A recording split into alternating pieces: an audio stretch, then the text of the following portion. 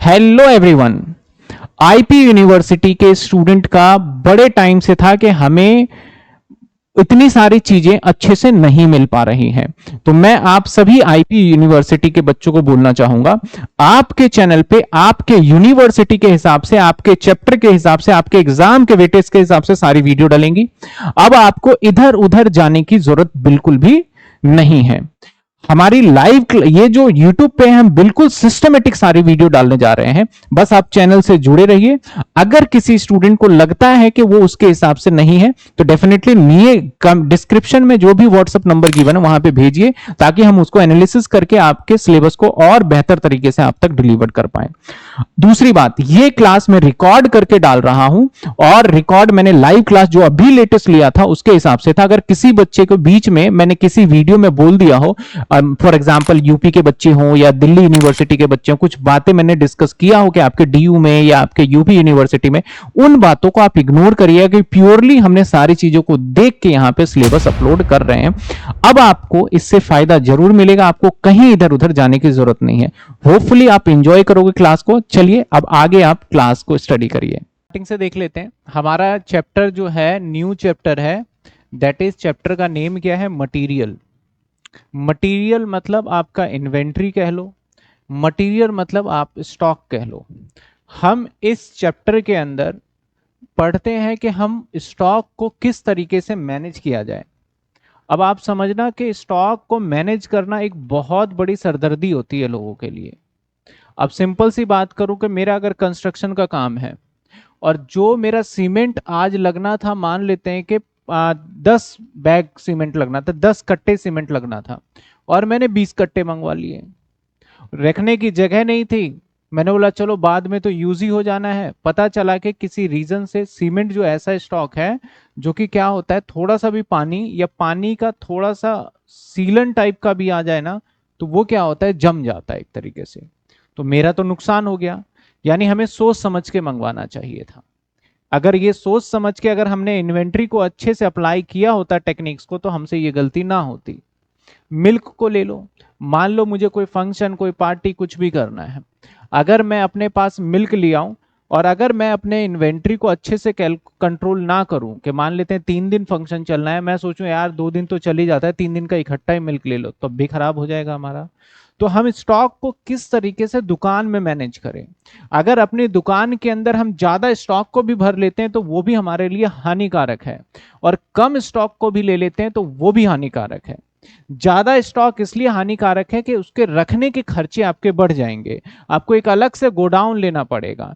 कम रखना इसलिए आपके लिए बेनिफिशियल नहीं है, मतलब नुकसानदायक है। क्यों है? क्योंकि जब कम होगा तो उससे आपके कस्टमर लौट जाएंगे, और जैसे कस्टमर लौट के जाएंगे तो आपकी दुकान की गुडविल खराब होने लग जाएगी। तो यानी आपको दुकान के अंदर ऐसे स्टॉक इन्वेंट्री को मैनेज करना है, ना तो कम हो और ना ही ज्यादा हो, और उसी हिसाब से हमें सारी चीजें करना है। तो हमें हर एक इन्वेंट्री के ऊपर ध्यान रखना है। जिसने इन्वेंट्री के ऊपर ध्यान नहीं रखा वो कंपनी बर्बाद हो गई है। तो इसलिए हमें पढ़ाया जाता है कॉमर्स के अंदर। चैप्टर का नेम क्या है हमारा? मटीरियल है। अगर चैप्टर के नाम की मटीरियल की बात करें तो हमें ये मटीरियल चैप्टर जो है ये बहुत इंपॉर्टेंट चैप्टर है। मैंने इसलिए इसके आगे क्या लिखा? Most important chapter. इसके अंदर हम 3 कॉन्सेप्ट को पढ़ते हैं और कुछ थ्योरी भी पढ़ते हैं इसके अंदर जो काफी इंपॉर्टेंट है। ये एक ऐसा चैप्टर है जिसमें से प्रैक्टिकल और थ्योरी दोनों क्वेश्चंस पूछा जाता है हमारा, और लगभग 99% पूछा ही पूछा जाएगा। इसके अंदर एक तो पढ़ने वाले हैं इकोनॉमिक ऑर्डर क्वांटिटी, जो कि आपने फाइनेंशियल मैनेजमेंट के अंदर पढ़ा है। बहुत सारे ये चैप्टर वैसे फाइनेंशियल मैनेजमेंट में आता नहीं था, लास्ट टाइम पे बच्चे कर लेते थे, छोड़ देते थे, बाकी वही इकोनॉमिक ऑर्डर क्वांटिटी है ये। इसके अंदर पढ़ेंगे लेवल ऑफ इन्वेंट्री, इन्वेंट्री का क्या लेवल होना चाहिए, कितने यूनिट्स होने चाहिए, ये हमने आज से पहले नहीं पढ़ा।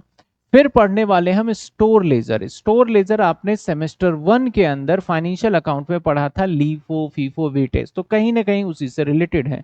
लेकिन अब यहाँ पे पहले जब हमने लीफो फीफो पढ़ा था तब एग्जाम में तो क्वेश्चन आते थे, लेकिन जब एफएम में ईओक्यू पढ़ा था तो एग्जाम में क्वेश्चन आते ही नहीं है। तो अब इसको ऐसा मत समझना, इसमें से 100% क्वेश्चन आएगा अब आपका। अब आपके लिए बहुत इंपॉर्टेंट चैप्टर बन जाता है। हमारे एग्जाम में यूनिट नंबर 2 है और इसमें से 18 नंबर का क्वेश्चन आना तो तय है आपके इस बार एग्जाम के अंदर। तो आप बिल्कुल भी इसके अंदर लापरवाही मत करिएगा। लास्ट टाइम पे जब मेरे से कोई बच्चा बोलता है कि सर पास होने के लिए क्या करें नहीं करें, तो मैं बोलता हूँ सबसे आसान चैप्टर मटेरियल है, ये कर लो, जल्दी से पास हो सकते हो। और इस चैप्टर का पीछे वाले किसी चैप्टर से कोई लेना देना भी नहीं है।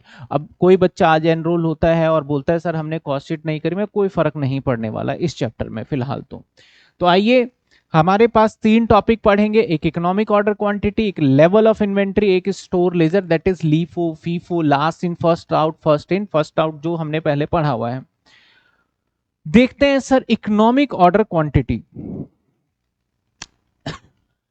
सर इकोनॉमिक ऑर्डर क्वांटिटी का मतलब क्या होता है?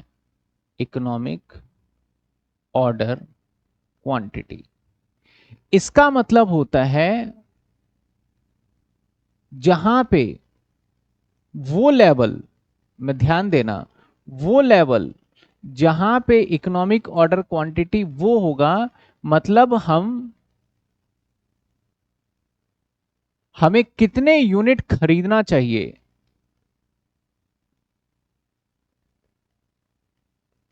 हाउ मच यूनिट परचेज, हमें कितने यूनिट खरीदना चाहिए जो हमारे लिए बेस्ट होगा।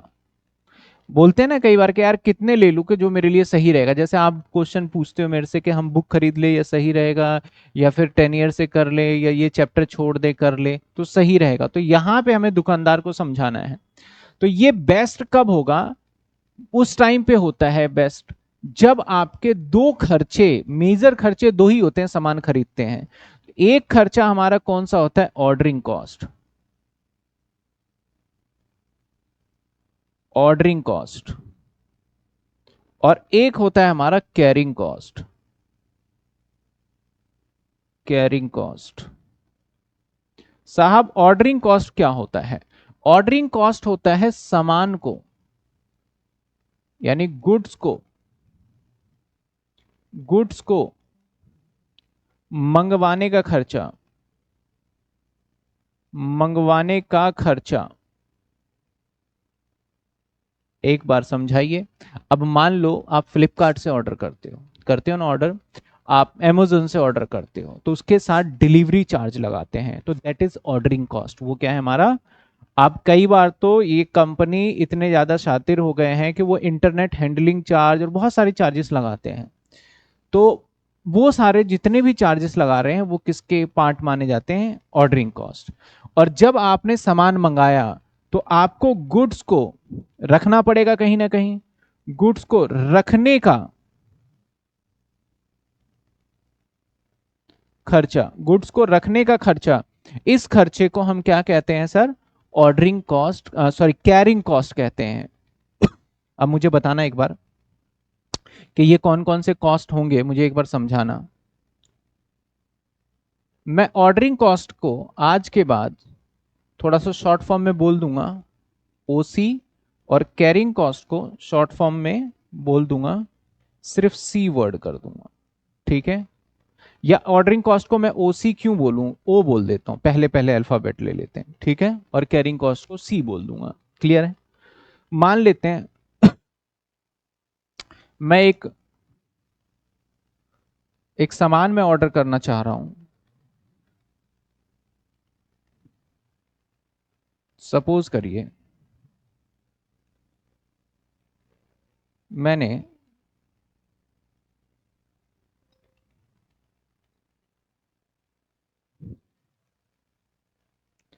क्लॉथ, क्लॉथ जो है मैं चाहता हूं इंपोर्ट करूं,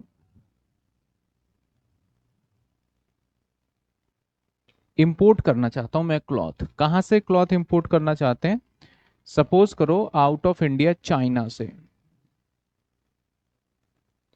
चाइना से चाहता हूं इंपोर्ट करूं। तो जब मैं इंपोर्ट करूंगा तो वहां से मुझे इंपोर्ट करने के लिए कंटेनर मंगवाना पड़ता है। कंटेनर समझते हैं आप? कंटेनर बहुत बड़े बड़े, एक तरीके से हमारा शिप के ऊपर टन उसके अंदर सामान आता है। तो वो, तो चाइना से जब इंपोर्ट करेंगे तो वहां पे इंपोर्ट ड्यूटी लगेगा। इंपोर्ट ड्यूटी लगेगा, फिर वहां से लाने का मेरा किराया लगेगा जो डिलीवरी चार्ज है। मान लेते हैं 100 ये लगने वाला है और 150 ये लगने वाला है, एजम्पशन है। फिर जब मैं अपने पास लेके आऊंगा तो उसके लिए मुझे गोडाउन चाहिए, गोडाउन।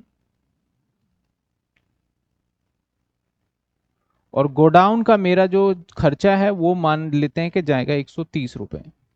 गोडाउन का खर्चा कितना जाएगा हमारा? 130। ये आप लैक्स में समझ लो, थाउजेंड में समझ लो, ऐसे समझ लो।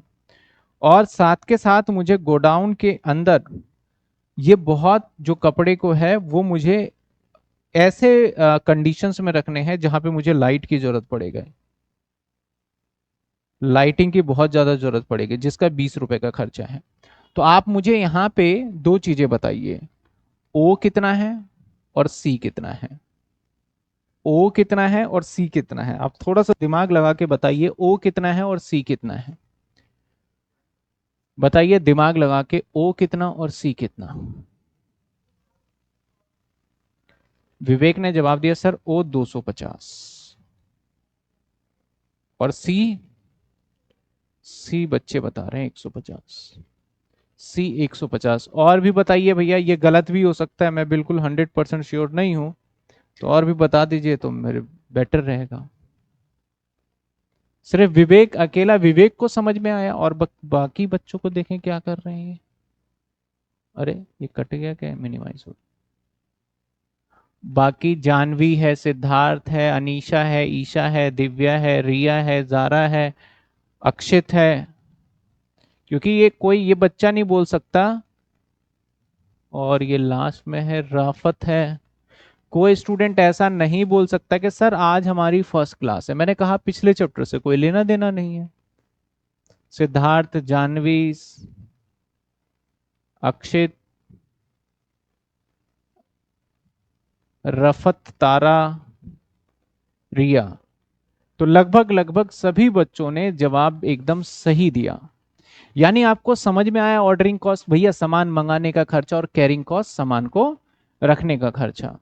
तो रूल क्या कहता है, ये टेक्निक क्या कहता है भैया, ईओ क्यू पता है कहां पे होगा? ईओ क्यू वो लेवल होगा जहां पे आपका क्या हो जाए, ओ इजिकल टू सी हो जाए, जहां पे ordering cost is equal to carrying cost हो जाए। यानी ओ इजिकल टू सी जैसे हुआ, मान लीजिए आपका इकोनॉमिक ऑर्डर क्वांटिटी आ जाएगा। अनीशा का भी जवाब आ गया।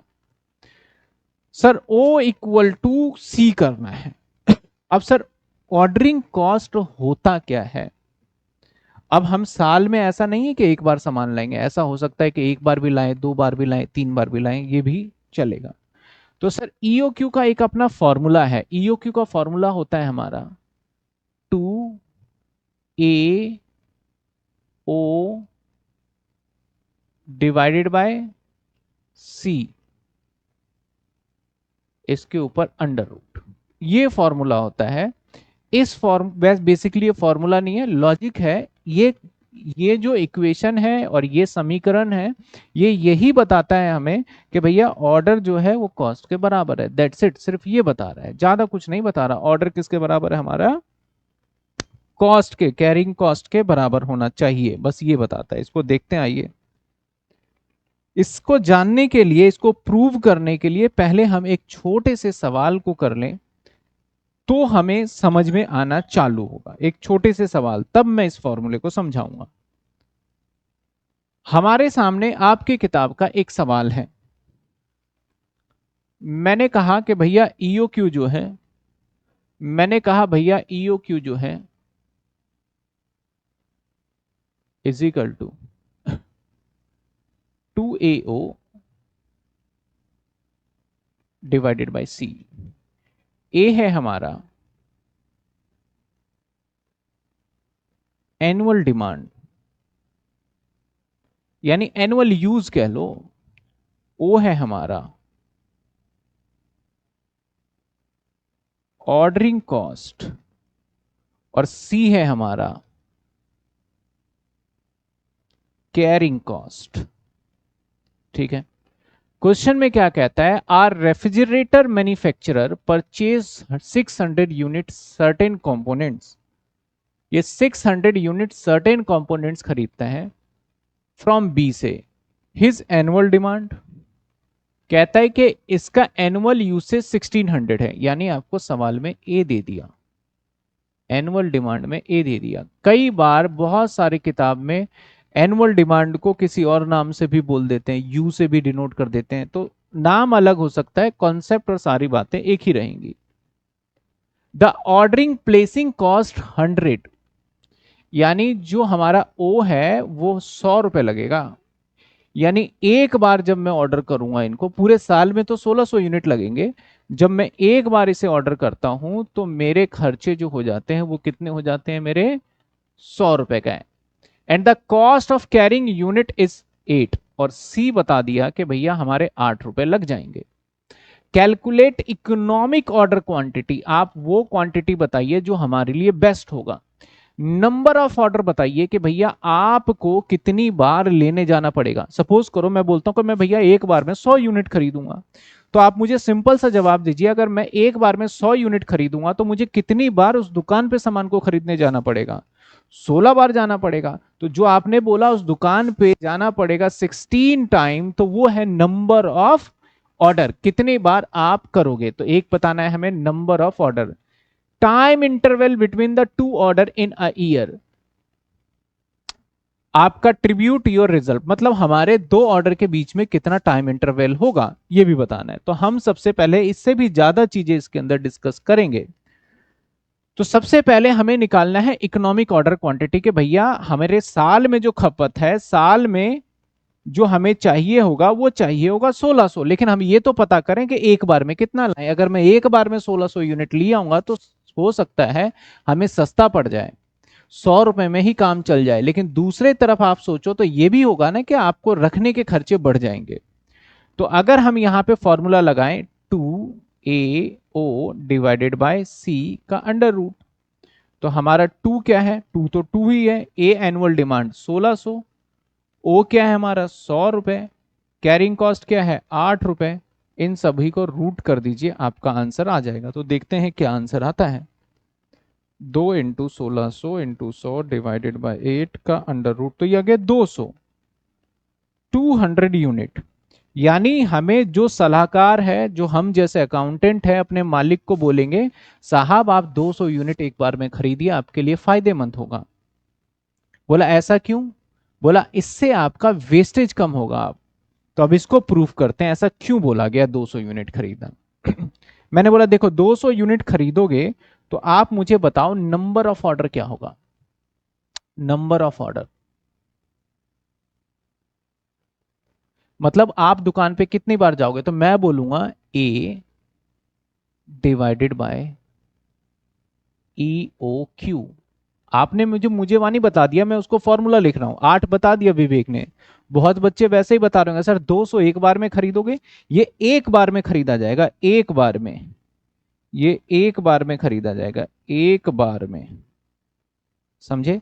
तो बहुत सारे बच्चे तो मेरे बिना फॉर्मूले के आंसर बता सकते हैं कि भैया 8 बार जाओगे 200 यूनिट खरीदोगे, तो उसको मैंने थोड़ा सा आपको समझाने के लिए फॉर्मूला लिख लिया है।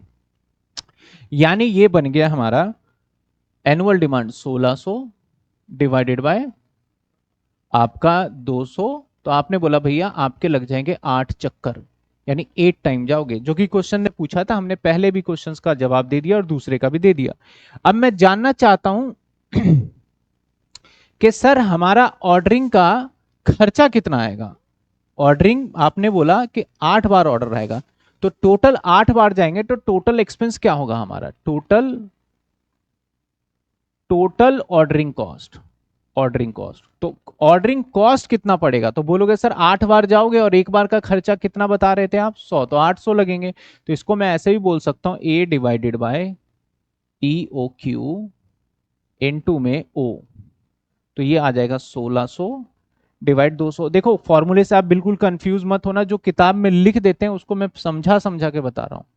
तो आप बोलोगे सर सिंपल सा तो है, अरे यहां 100 लिखना है ना, कि भैया 800 रुपए आपके खर्चे आएंगे, आपके खर्चे क्या आएंगे 800, नंबर ऑफ ऑर्डर 8 लगेंगे जिसमें खर्चे आपके 800 आ जाएंगे। मैंने बोला अच्छा चलो मेरे रखने का खर्चा क्या आएगा ये भी बताओ।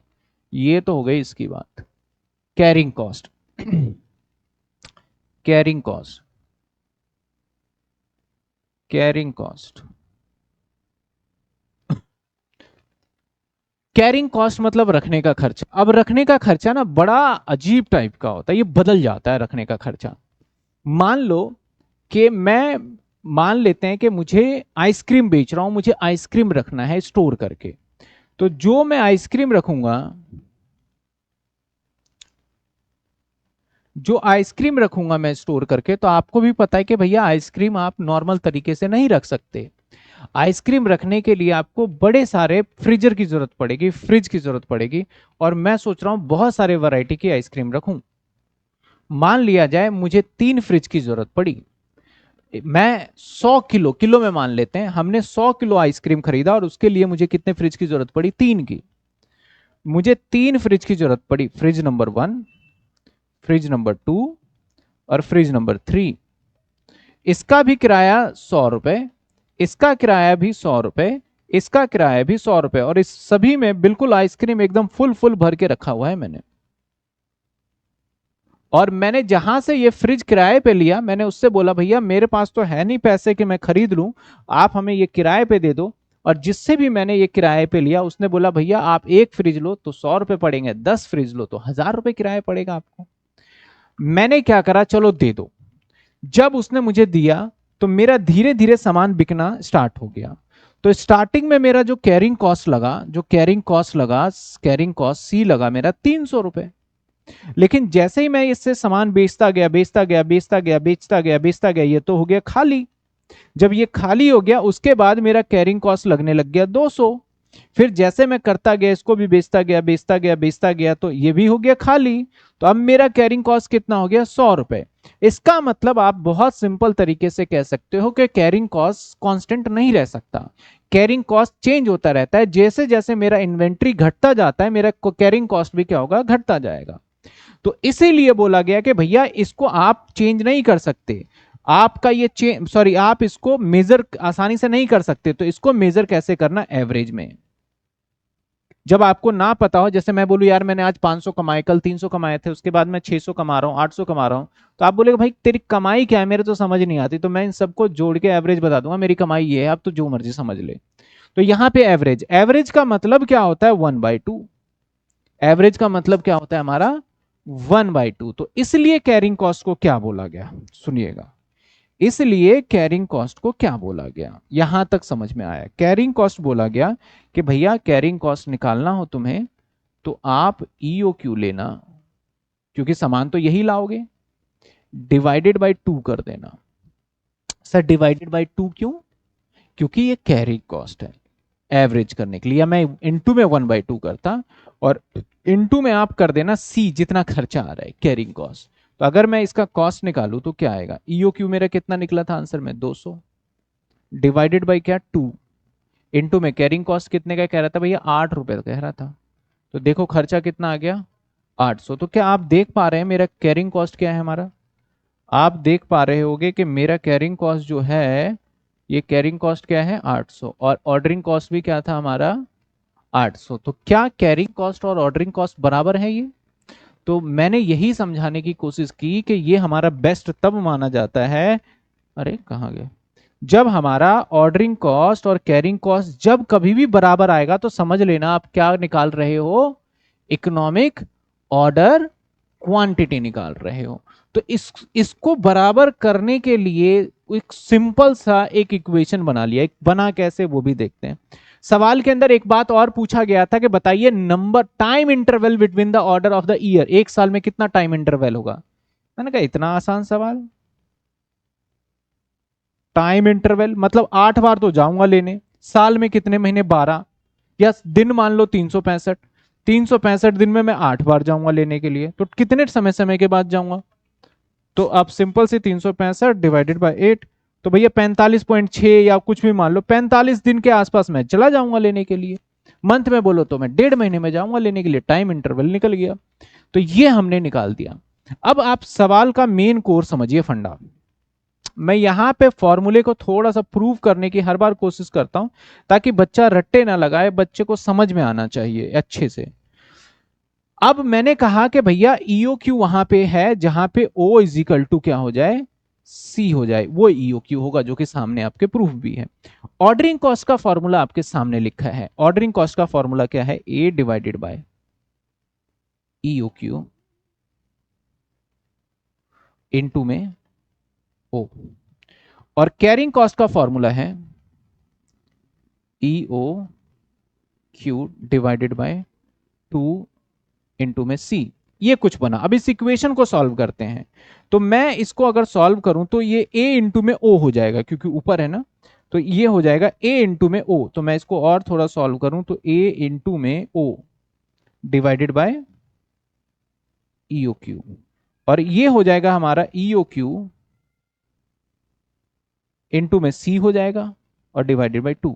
अब जब क्रॉस मल्टीप्लिकेशन करेंगे हम इसको सॉल्व करने के लिए, इस इक्वेशन को जब सॉल्व करेंगे, क्योंकि आप सभी बच्चे देखो मैथमेटिक्स मेरे से अच्छे से जानते हो, आप पढ़ते आए हो, और अभी रिसेंट में आपने बहुत बच्चों ने तो मैथ खत्म भी किया है। तो इसको सॉल्व करेंगे तो क्या बनेगा हमारा 2a, और क्या बनेगा हमारा 2a o बन जाएगा ये, ठीक है ना। मैं अगर इंटू हटा दो 2a o, क्योंकि मल्टीप्लाई करोगे कॉमन आ जाएगा, ये क्या बन जाएगा 2, यानी एक तो ये जब करोगे तो ये बन जाएगा ई ओ क्यू का जब क्रॉस होगा तो स्क्वायर हो जाएगा, ठीक है, क्या हो जाएगा स्क्वायर हो जाएगा, ठीक है। अब हम अगर देखा जाए और इनटू में हमारा सी अलग से है तो सी अलग से ही रह जाएगा। अब हम क्या करते हैं, इस फॉर्मूले को लेके चलते हैं। तो फॉर्मूले को जब मैं लेके जाऊंगा तो सी नीचे आ जाएगा, तो चलो भाई सी को नीचे ले जाते हैं। तो 2 बच गया, ए बच गया, ओ और सी को क्या ले गए नीचे। अब ऐसे ई ओ क्यू हमारा बनता है, ई ओ क्यू का स्क्वायर, स्क्वायर हटाने के लिए क्या कर लेंगे हम अंडर रूट, तो ये नीचे सी है। तो फॉर्मूला इक्वेशन वही बन गया, आप ध्यान से देखो तो वही बन गया। एग्जाम में कभी भी ऐसा नहीं आएगा कि आप इस फॉर्मूले को वेरीफाई करिए कि कैसे बना, ये सिर्फ आपके जनरल नॉलेज के लिए बोल रहा हूं। अगर जिस बच्चे को लग रहा है कि सर आपने ये क्या बता दिया, नहीं बता दिया, हमारे दिमाग से तो परे है, तो सिंपल सी बात है, ये फॉर्मूला है, ये आपको याद करना पड़ेगा, उसके एब्रिविएशन ये है जो कि आपको ध्यान रखना पड़ेगा। जो सोचता है कि सर हमें जानना है स्टडी कैसे पढ़ रहे हैं, इसके क्या बेनिफिट है, ऐसा क्यों बना, उनके लिए मैंने ये करके दिखा दिया, दोनों बच्चे इसमें खुश रहेंगे। क्लियर है? यहां तक किसी बच्चे को डाउट ईओ क्यू निकालने में? तो जो हमने अभी फॉर्मूला देखा था, अरे यार ये पेज कहां चला गया। इस फॉर्मूले में मैंने स्टार्टिंग में बताया था कि भैया कैरिंग कॉस्ट और ऑर्डरिंग कॉस्ट जहां बराबर होगा उसको क्या बोलेंगे, इकोनॉमिक ऑर्डर क्वांटिटी। और इकोनॉमिक ऑर्डर क्वांटिटी को प्रूव करने के लिए आपको क्या करना पड़ेगा, 2AO अपॉन में सी। अंडर रूट स्क्वायर को हटाने के लिए हम क्या लगाते हैं, अंडर रूट लगा देते हैं। तो ये हमने एक छोटा सा एक क्वेश्चन भी किया, और हमने साथ के साथ ये मैंने डेज में बताया है, ध्यान रखिएगा। और अगर मंथ में पूछ ले टाइम तो 12 डिवाइडेड बाय 8 1.5 आ गया, ठीक है ना। चलिए, सभी को समझ में आया सर ईओ क्यू का फंडा? वैसे तो मैं समझता हूं जितने बच्चे फाइनेंशियल मैनेजमेंट पढ़ रहे थे तो वो पहले समझ गए होंगे, नहीं भी फाइनेंशियल मैनेजमेंट पढ़ा है जिसने पहले मुझसे, उनको भी क्लियर हो जाना चाहिए ये। किसी को डाउट जल्दी जल्दी बता दीजिए, फिर एक और सवाल देंगे आपको। क्लियर है? आइए एक सवाल और, लेकिन उससे सवाल से पहले हम कुछ नोट लिख लेते हैं। ये मैं थोड़ा सा यहां नोट लिखता हूं, अगेन फॉर्मूला लिख रहा हूं यहां पे, E O Q is equal to 2AO divided by C under root. A is equal to annual demand, O is equal to ordering cost, ये हमेशा गिवन होगा इन रुपीस के टर्म्स में। C is equal to carrying cost, ये हमें given होगा in rupees के terms में और परसेंटेज के टर्म्स में। तो हमारा कैरिंग कॉस्ट होता है C is equal to per unit cost, per unit cost into में परसेंटेज। यानी जब मैंने बोला 10% है तो पर यूनिट का जो भी कॉस्ट होगा उससे आप परसेंटेज को मल्टीप्लाई करेंगे तो वो क्या आ जाएगा, कैरिंग कॉस्ट आ जाएगा। समझे बात? आपको समझ में आई बात? आपको बहुत सिंपल सी बात बताई, आप सभी को समझ में आ गया होगा।